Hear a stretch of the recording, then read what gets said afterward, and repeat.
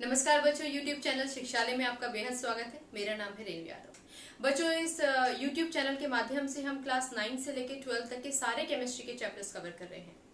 Chemistry से आपकी chemistry बहुत अच्छी हो, इस बात को मैं इंश्योर करूंगी। आपको सिर्फ हर एक लेक्चर को बहुत पेशेंस के साथ ध्यानपूर्वक सुनना है। हम बहुत बेस से स्टार्ट करेंगे और केमिस्ट्री आपको ऐसे लगने लगेगी कि आपको पढ़ते पढ़ते ही याद हो जाएगी। क्लियर?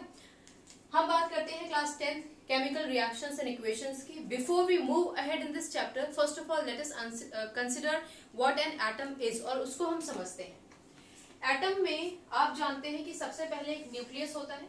ओके, न्यूक्लियस के बाहर अलग अलग शेल्स होती हैं।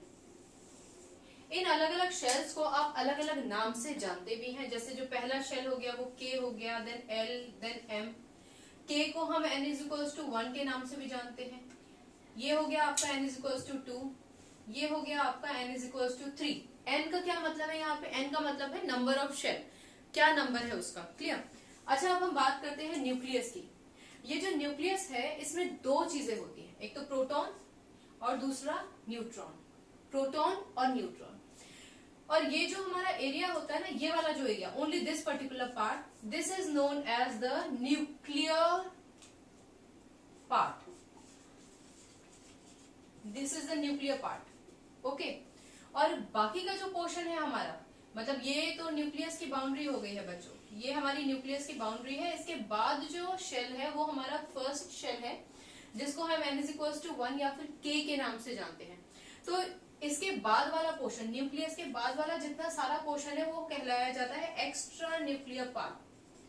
Extra nuclear part. ओके, बहुत बेसिक चीजें हैं। हमारे पास जो नंबर ऑफ इलेक्ट्रॉन्स होते हैं वो शेल्स में होते हैं। क्लियर?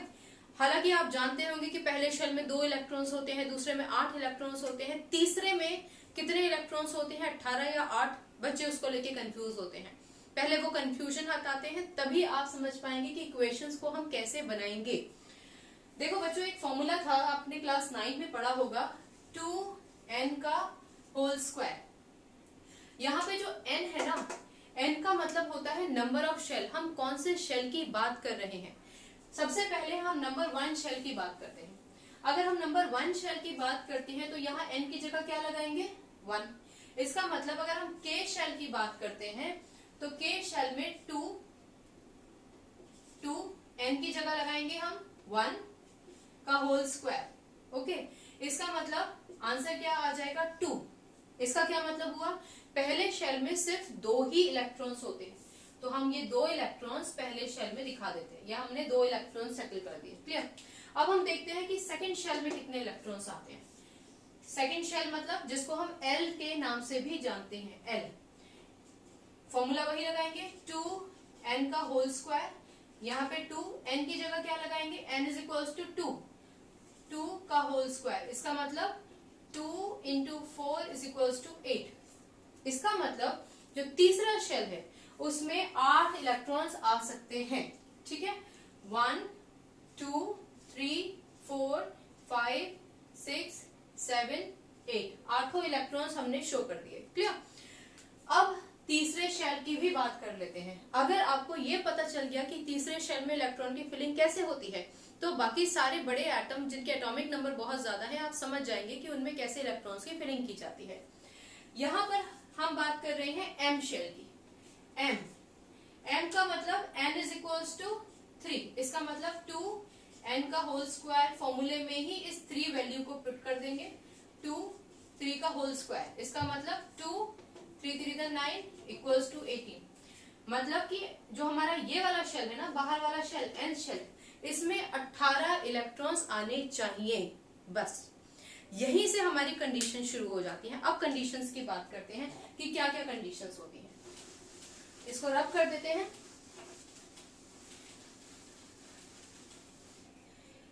इस टॉपिक को यहां थोड़ी देर का पॉज देते हैं, एक एलिमेंट की बात करते हैं और फिर से यहां पर आकर दोनों को कोरिलेट करेंगे।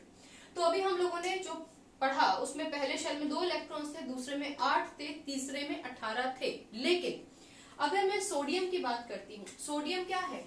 एक एलिमेंट है। सोडियम वैसे एक एलिमेंट है। अच्छा, एलिमेंट से मैं आपको element, atom metals, non metals और हमारे मेटलॉइड्स, इन सबको ब्रीफ करने के बाद हम कोर में पहुंचेंगे चैप्टर के। सबसे बड़ी बात, दुनिया में जितने भी एलिमेंट्स हैं, वो मेटल हो, वो नॉन मेटल हो या मेटलॉइड हो, मैं फिर से बोलती हूँ, कोई भी चीज इस विश्व में जो मेटल कहलाई जाती हो, नॉन मेटल कहलाई जाती हो या फिर हमारे मेटलॉइड्स कहलाई जाते हैं, इवन नोबल गैसेस, उन सब को हम एलिमेंट के नाम से संबोधित करते हैं। इसका मतलब वो एलिमेंट होते हैं। अगर आप हाइड्रोजन बोलोगे तो हाइड्रोजन भी एक एलिमेंट है, वैसे हाइड्रोजन का नेचर गैस होता है। ऑक्सीजन है तो वो भी आपका एलिमेंट है, पर ऑक्सीजन ये, इसके बारे में O2 नहीं। अब O2 क्या है वो भी हम आगे के लेक्चर्स में आपको समझा देंगे। फिलहाल ऑक्सीजन क्या है, एक एलिमेंट है। अब अगर ऑक्सीजन एलिमेंट है तो एटम क्या होता है? देखो बच्चों, जिस हवा में हम सांस ले रहे हैं वहां पे ऑक्सीजन केवल एक ही तो नहीं है ना, ऑक्सीजन का केवल एक ही एटम तो नहीं है, ऑक्सीजन के बहुत सारे एटम्स हैं। इस हवा में ऑक्सीजन के बहुत सारे एटम हैं। ऑक्सीजन ऑक्सीजन से कंबाइन करता है, O2 बनाता है। क्लियर? ऐसे O2 बनाता है।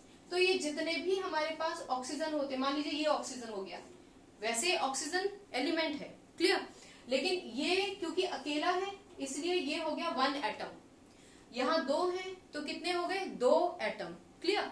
अगर मैं बोलूं Na है तो Na के कितने एटम हो गए, एक एटम। कहीं पर अगर आप देखते हो Na2O, मान लीजिए आप ये कहीं देखते हैं और आपसे बोला जाए कि Na के एटम कितने हैं, तो यहाँ पर Na के एटम कितने हैं, दो हैं। ऑक्सीजन के एटम कितने हैं, एक ही है, क्योंकि यहाँ पर कुछ भी नहीं लिखा है। क्लियर? तो एटम और एलिमेंट तो क्लियर हो गया होगा। मेटल, नॉन मेटल और मेटलॉइड्स, ये मैं आपको आगे क्लियर करूंगी। फिलहाल हम Na पर ही फोकस करेंगे। अभी अभी मैंने आपको बताया कि Na जो है वो एक एलिमेंट है, और अगर मैं केवल एक Na लेती हूँ तो एक Na का एटॉमिक नंबर जानते हो आप लोग क्या होता है? अधिकतर बच्चे 10th में आकर एटॉमिक नंबर भूल जाते हैं और उसकी वजह से आगे का कुछ समझ नहीं पाते। सोडियम, जिसको हम Na से रिप्रेजेंट करते हैं, उसका एटॉमिक नंबर 11 है। क्लियर? अब एटॉमिक नंबर क्या होता है, आइए वापस से एटम के स्ट्रक्चर पर चलते हैं। एटम क्या था, न्यूक्लियस। न्यूक्लियस के बाहर हमने अभी सिर्फ 3 शेल्स ही बना रहे क्योंकि छोटे एटम्स ले रहे हैं, 3 शेल्स। क्लियर? आप जानते हैं इसमें प्रोटॉन है और न्यूट्रॉन है। ओके, सोडियम का एटॉमिक नंबर है 11। ओके, शेल्स आपके पास कौन कौन से हैं, K-L-M, मैं यहां लिख देती हूं K-L-M। के शेल में कितने इलेक्ट्रॉन्स आते हैं, फॉर्मूला हम लोगों ने अभी इंप्लीमेंट किया था और देखा था, के शेल में 2 ही इलेक्ट्रॉन्स आ सकते हैं। एल शेल में कितने इलेक्ट्रॉन्स आ सकते हैं, वही फॉर्मूला 2n का होल स्क्वायर आप लगाओगे, n की जगह 2 लिखोगे तो 2 × 4 = 8। इसका मतलब एल शेल में आते हैं 8 इलेक्ट्रॉन। और यही कैलकुलेशन जब हमने एम शेल के लिए किया, एम शेल मतलब जहां पर n = 3 था, तो कैलकुलेशन आया हमारे पास 18। इसका मतलब एम शेल में 18 इलेक्ट्रॉन्स होने चाहिए। लेकिन जब हम सोडियम का एटॉमिक नंबर के हिसाब से एटम में इलेक्ट्रॉन्स बांटते हैं ना, तो इसका कॉन्फ़िगरेशन क्या आता है, कॉन्फ़िगरेशन क्या होता है, कॉन्फ़िगरेशन का मतलब होता है ये जो आपका एटॉमिक नंबर है ना, ये इलेक्ट्रॉन्स और प्रोटॉन से मिलकर बना होता है। इलेक्ट्रॉन्स और प्रोटॉन से मिलके नहीं बना होता है, number of electrons number of protons के बराबर ही होते हैं। मतलब अगर मैं बोलूं कि किसी का एटॉमिक नंबर 11 है, तो उसका मतलब ये हुआ कि उसके पास नंबर ऑफ प्रोटॉन कितने हैं, 11, और उसके पास नंबर ऑफ इलेक्ट्रॉन्स कितने होने चाहिए, 11 ही नंबर ऑफ इलेक्ट्रॉन्स होने चाहिए। क्लियर? तो एटॉमिक नंबर का मतलब कितने नंबर ऑफ प्रोटॉन है वो एटॉमिक नंबर बताता है। ओके, नंबर ऑफ प्रोटॉन्स हमेशा नंबर ऑफ इलेक्ट्रॉन्स के बराबर रहते हैं। अब अगर हमारे पास प्रोटॉन 11 है तो इलेक्ट्रॉन भी हमारे पास 11 ही है। हम अपने इन शेल्स को अलग अलग लिख लेते हैं, K-L-M। क्लियर? इसको मत देखिए, इसको देखिए, ये है हमारा कॉन्फ़िगरेशन। कॉन्फ़िगरेशन का क्या मतलब होता है, कॉन्फ़िगरेशन का मतलब होता है the division of electrons into the different shells. Clear? मैंने आपको बताया कि इसके पास 11 इसका एटॉमिक नंबर है, इसका मतलब इसके पास नंबर ऑफ प्रोटॉन कितने हैं, 11। हमने ये भी बात की कि जितने इलेक्ट्रॉन्स होते हैं उतने ही प्रोटॉन्स होते हैं, या फिर जितने प्रोटॉन न्यूक्लियस के अंदर हैं उतने ही इलेक्ट्रॉन्स न्यूक्लियस के बाहर इन सारे शेल्स में डिस्ट्रीब्यूटेड होंगे। ओके, अच्छा, हम ये तो जानते हैं कि के शेल में 2 ही इलेक्ट्रॉन आ सकते हैं, एल शेल में 8 ही इलेक्ट्रॉन आ सकते हैं, एम शेल में आने चाहिए 18, पर हमारे पास 18 है क्या, कितने हैं हमारे पास, 11 है। 11 में से 2 तो इसको दे दिया, 8 इसको दे दिया, तो बाकी कितना बचा, बाकी बचा हमारे पास 1 इलेक्ट्रॉन। इसका मतलब ये हुआ कि सोडियम के केस में जिसका एटॉमिक स्ट्रक्चर ये है, उसके पहले शेल में 2 इलेक्ट्रॉन, दूसरे शेल में 1 2 3 4 5 6 7 8 इलेक्ट्रॉन्स। ओके, अगर आप इनको थोड़ा दूर दूर दिखाओगे तब भी कोई हर्ज नहीं, पर बाहर वाले शेल में होने चाहिए थे 18, लेकिन हमारे पास बचे कितने, 1 बचा। तो 1 बचा है तो बाकी के 17 हम अपने पास से तो ला नहीं सकते ना, तो हम इसको वो 1 इलेक्ट्रॉन दे देंगे। यहीं से हमारी कहानी शुरू होती है। एटम के पास बाहर वाले शेल में 1 इलेक्ट्रॉन बचा है, होने चाहिए 18।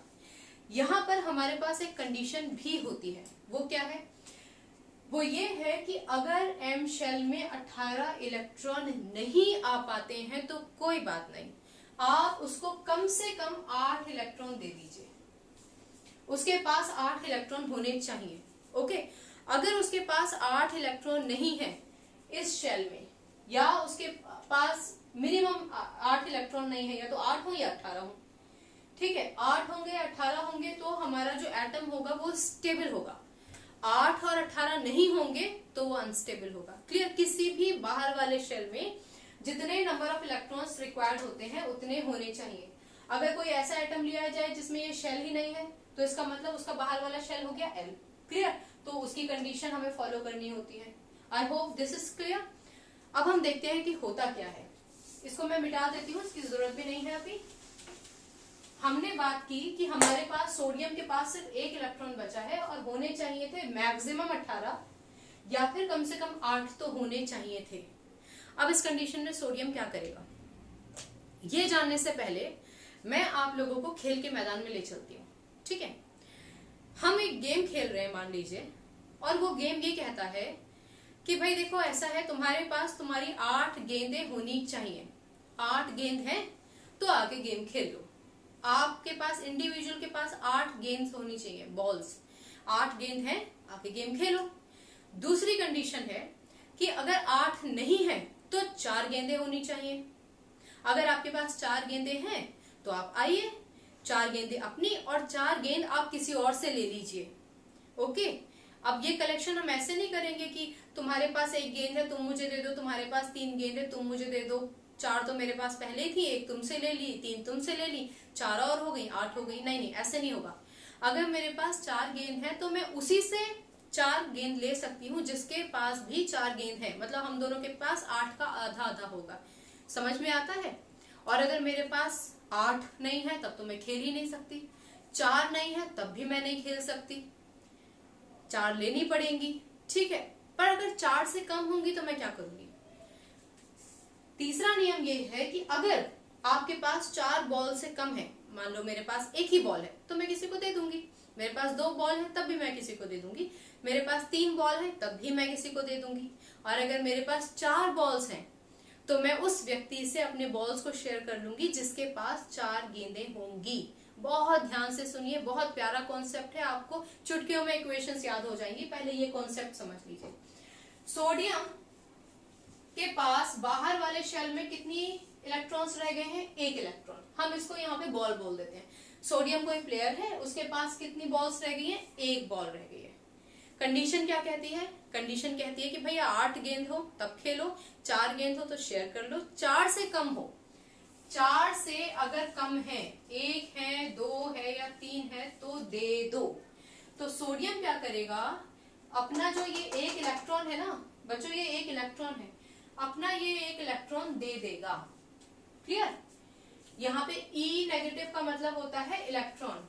इलेक्ट्रॉन का जो नेचर होता है ना वो नेगेटिव होता है। कुछ चीजें मैं आपसे चैप्टर के साथ साथ डिस्कस करूंगी ताकि आप कंफ्यूज ना हो। तो सोडियम ने अपना एक इलेक्ट्रॉन दे दिया। अच्छा, जब हम किसी को कोई चीज देते हैं तो हम पॉजिटिव हो जाते हैं, हम नेगेटिव हो जाते हैं? जब हम किसी को कुछ देते हैं बच्चों तो हम पॉजिटिव हो जाते हैं, और लेने वाला क्या हो जाता है? नेगेटिव हो जाता है। तो इस केस में क्योंकि सोडियम ने एक इलेक्ट्रॉन दिया है, कितने इलेक्ट्रॉन दिए? एक इलेक्ट्रॉन, तो सोडियम हो जाएगा Na पॉजिटिव। और ये जो प्लस का साइन है ना, ये हम ऊपर की तरफ लगाते हैं। प्लस का साइन आप ऊपर लगाओगे, यहाँ कहीं नीचे बीच में इधर उधर कहीं नहीं लगाना, Na पॉजिटिव। क्लियर हो गई बात? धीरे धीरे मैं आपको सब कुछ बताऊंगी। एक और एग्जांपल ले लेते हैं। सोडियम तो आपको समझ में आ गया कि Na पॉजिटिव होता है। एक और एग्जांपल लेते हैं।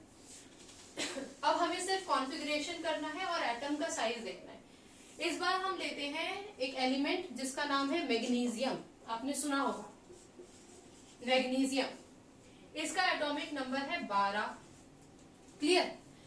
जैसे ही आप एटॉमिक नंबर का जिक्र सुनते हैं वैसे ही आप कॉन्फ़िगरेशन करना शुरू कर दीजिए। कॉन्फ़िगरेशन का मतलब KLM। अब तक आप जानते हैं कि K शेल में कितने इलेक्ट्रॉन्स आ सकते हैं? केवल 2। इसमें कितने आ सकते हैं? केवल 8। और ये वाला जो शेल है इसमें कितने इलेक्ट्रॉन्स आ सकते हैं? इसमें आने तो चाहिए 18, और अगर 18 ना हो तो कम से कम 8 तो आने ही चाहिए। ओके, अच्छा, मैग्नीशियम के पास तो 12 ही थे इलेक्ट्रॉन्स, 2 इसमें आ गए, 8 इसमें आ गए, तो बाकी कितने बचे? सिर्फ 2 ही बचे ना। तो 2 बचे तो इसका मतलब वो गेम में पार्टिसिपेट नहीं कर सकता। और रूल के हिसाब से अगर आपके पास 8 हैं तो आप गेम खेलिए, 4 हैं तो आप शेयर करके गेम खेलिए, 4 से कम है तो अपने इलेक्ट्रॉन्स दे दीजिए। तो मैग्नीशियम क्या करेगा? ये मैं मिटा देती हूँ बच्चों। मैग्नीशियम भी 12 भी मिटा देती हूँ। मैग्नीशियम भी अपने कितने इलेक्ट्रॉन्स देगा? 2 इलेक्ट्रॉन्स। मैग्नीशियम अपने दोनों इलेक्ट्रॉन्स को दे देगा। यहाँ पे जो माइनस है का साइन लगा है, ये माइनस नहीं है, ये दिखाता है कि इलेक्ट्रॉन का चार्ज नेगेटिव होता है। क्लियर? कंफ्यूज नहीं होना है। ये माइनस है, दिस इज माइनस। ओके, ये माइनस है, और ये क्या है? This is a charge of electron. क्या है ये? Charge of electron. इसमें कंफ्यूज नहीं होना है, चार्ज ऑफ इलेक्ट्रॉन, क्योंकि इलेक्ट्रॉन का नेचर ही नेगेटिव होता है। क्लियर? मैग्नीशियम ने अपने 2 इलेक्ट्रॉन माइनस कर दिए।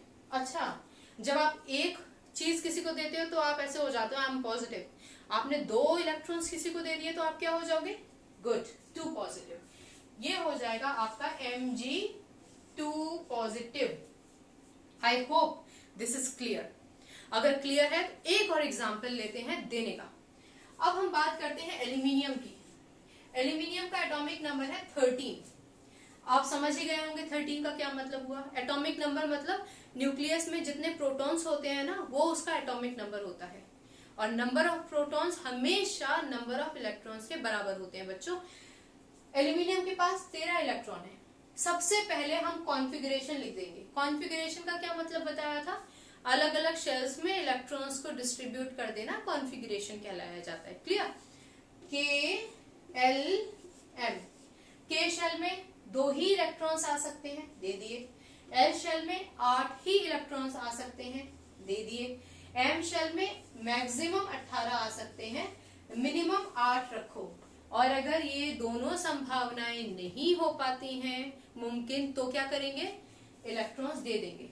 इस केस में, एल्यूमिनियम के केस में, मैग्नीशियम के पास कितना बचा भाई? 8 इसके पास था, 2 इसके पास, 3 ही तो बचे। तो मतलब एम शेल में हमारे पास सिर्फ 3 ही इलेक्ट्रॉन्स बचे। अब 3 इलेक्ट्रॉन वाला तो भाई पार्टिसिपेट नहीं कर सकता, तो एल्यूमिनियम क्या करेगा? 3 इलेक्ट्रॉन्स को दे देगा। इसका मतलब ये भी मैं अब हटा देती हूँ, अब आप समझ ही गए होंगे, इसको भी हटा देती हूँ। क्लियर? एल्यूमिनियम कितने इलेक्ट्रॉन्स देगा बच्चों? 3 इलेक्ट्रॉन्स दे देगा।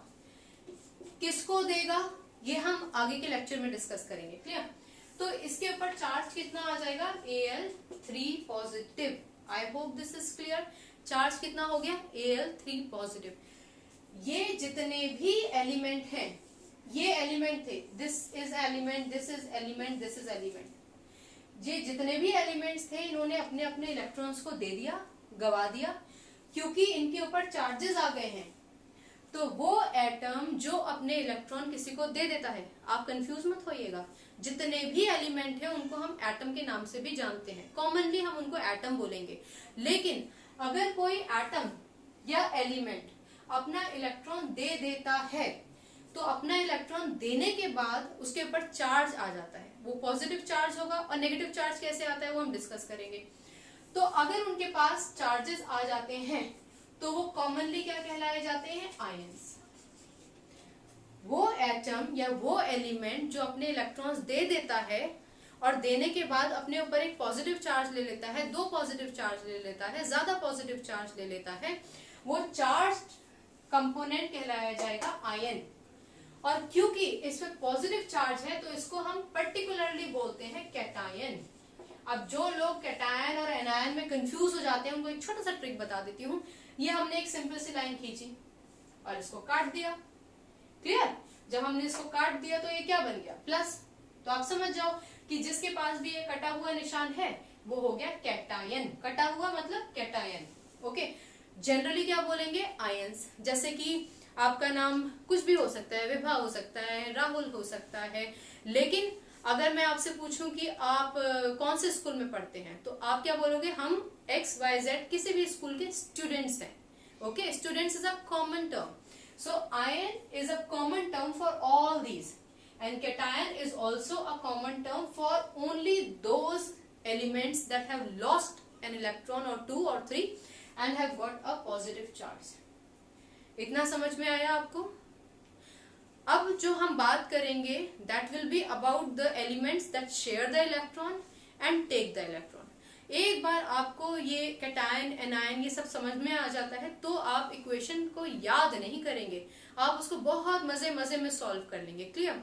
अच्छा, पेज नंबर 34 और 37 क्लास 9th का जो है ना वो बहुत इंपॉर्टेंट है, आप उसको लेकर उसको याद कर लीजिए, क्लियर। मिलते हैं अगले लेक्चर में, रखिए अपना ख्याल, खुश रहिए, आगे बढ़ते रहिए, God bless you, bye bye.